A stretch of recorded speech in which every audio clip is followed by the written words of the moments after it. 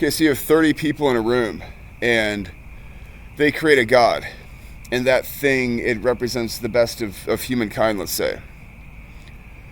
So then you have a guy, John. He's married to Melissa, and John, he asks Melissa, "Am I a good man? Is this, am I good with you, with the kids, with other people?" And Melissa says, "Oh, you're great, but it's not good enough for John." So then John goes to his friend Steve, and John says, "Hey, Steve, am I a good friend?" And John says, "Oh, you're great with your kids and your wife, and everybody loves you in the office." Then John knows that Steve got the raise last year, and Steve has the new car. Steve's kids make A's, and John's kids don't make A's, and John drives a minivan, and John's not as outgoing and bubbly and happy.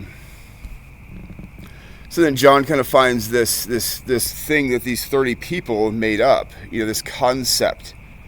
And he's able to measure himself to that thing and then kind of take his microcosm and bounce it off of a macrocosmic, a larger than he is concept, and then have that larger concept reflect back on him, and then integrate part of what he sees reflecting back into him, where he sees his, let's say, like a shadow within him, the light of the macrocosmic thing reflecting back on the shadow, and then making improvement. And that's how why some people have faith in things. It's not that they're really believe some guy is some holy man, or they believe all the myths, the tales, the stories, the legends, but it's that it gives them something that's beyond the other humans' experience in life to bounce, to measure themselves with, to kind of bounce concepts off and then think about that. And that's, the power of philosophy and psychology. It's also the power of, certain spiritual religious practices. We do this all the time with our exploration of space, even to be in a more modern scope of thinking. When we see a cosmos, we question if there's other things out there. What would they be like? Are we more advanced than they are? Are they more advanced than us? So we bounce these kind of questions off of other things, and then that leads us to explore, to want to become more intelligent, to evolve, basically. So the thing with, going back to John, even though the thing that the 30 people made up is a conglomeration of a number of different concepts found throughout a number of different beliefs around the world, a number of different things found in philosophy and psychology in relation to morality and ethics, he's able to sit there and think, in the situation with his kids when he's about to get angry, he doesn't have to compare himself to his neighbor who he might, get angry at later and be jealous of. He's able to bounce his frustrations off of this other thing and think, well, what would this thing that was created by the 30 do? How would it view me? If it's real or not. Like, what would it he's able to measure to that other thing, the macrocosmic thing, and that gives him something actually worthwhile then, that makes more sense to him, because it represents a number of different concepts rather than just some other guy's opinion in the neighborhood or the office, or his wife's opinion, who by marriage is would probably be, what's the word, maybe stroking his ego a little bit, telling him what he wanted to hear. So see how that feels? He gets something more from that macrocosmic, that spiritual thing, that deity, that God thing, that concept of that. It doesn't even have to be real.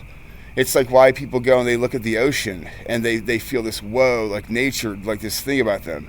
There's a thing in neuroscience that when anybody looks at the ocean, basically their brain lights up.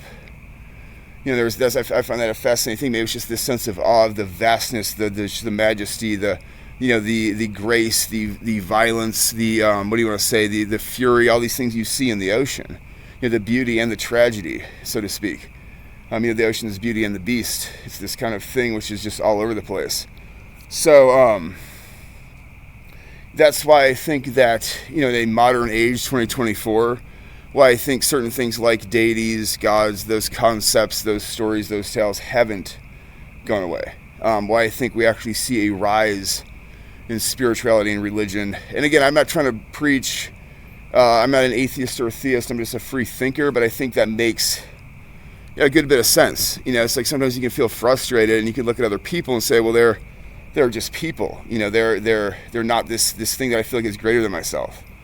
So it's like when you have that thing to bounce your opinion off of, to compare yourself with, to measure yourself, to compare yourself with, let's say, in a healthy manner, because the thing represents like a high state of ethics and morality. So you're not measuring yourself in some, oh, that guy has better shoes than me type way. you're measuring yourself in like, am I being a good person to my kids? Am I being good to my spouse? Am I being good to my friends? Am I being moral and ethical to them? It's not just some simple base little thing like my shoes look better than his or something. So anyway, it's just a thought and idea. I think that's why, certain concepts, why they seem eternal. And that's why, is because we need that greater than us thing to, kind of bounce we shine our microcosmic light into the vastness of the macrocosmic, and it reflects back the things, we can kind of see then we need to grow to become macrocosmic ourselves in a sense. So anyway, it's just an idea, just a thought.